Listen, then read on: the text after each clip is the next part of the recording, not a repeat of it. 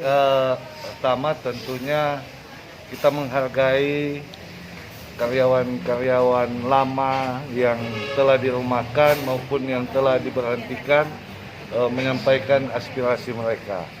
Walaupun kita berharap sebenarnya mereka bisa langsung di kantor, karena di PD Pasar kan kita bisa melaksanakan bipartit.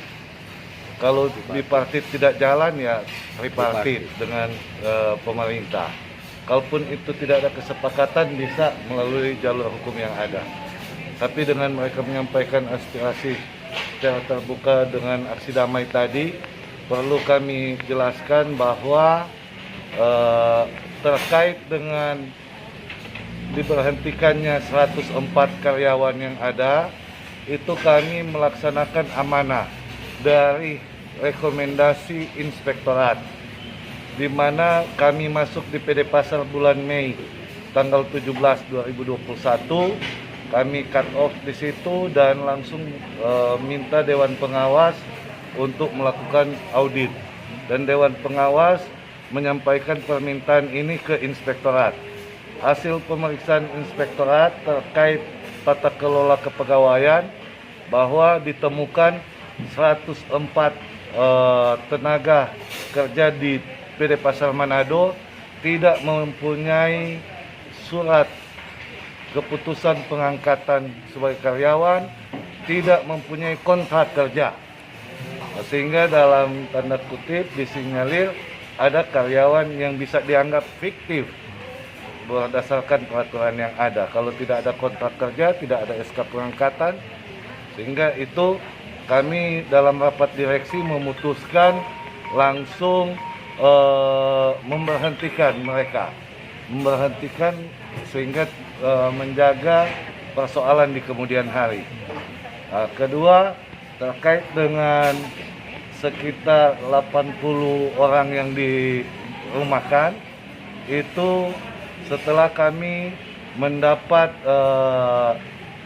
masukan dari inspektorat untuk analisa jabatan dan kepegawaian kekaryawanan. Di situ kami mulai melakukan beberapa kegiatan, yaitu asesmen lebih ke karakter dari karyawan yang ada, kompetensi kerja, baru kesehatan rohani. Dari hasil kesehatan rohani, ada beberapa karyawan yang tidak direkomendasikan untuk bekerja di PD Pasar. Ada beberapa orang yang minta ini diumumkan terbuka, tetapi ini masalah etika, masalah seseorang dalam kejiwaannya.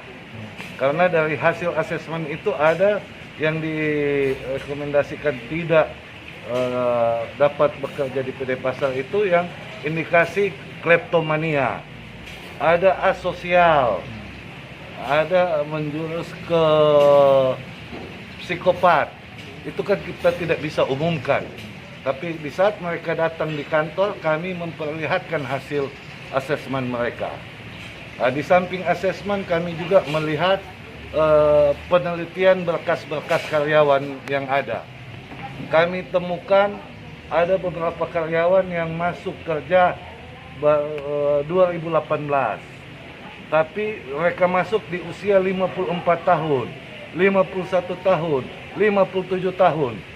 Sedangkan batas usia sesuai dengan peraturan perusahaan yang telah disahkan oleh Disnaker Kota Manado, maksimal karyawan yang diterima itu 40 tahun usianya, dan itu berlatar belakang sarjana.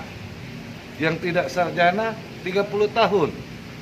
Nah, kalau dilihat dari aturan yang ada, ini sudah melanggar peraturan perusahaan. Maka dengan hal tersebut kami otomatis merumahkan mereka sambil menunggu pemberhentian, atau kalau memang dibutuhkan sekali tenaga mereka, kami bisa angkat sebagai tenaga ahli non karyawan. Begitu.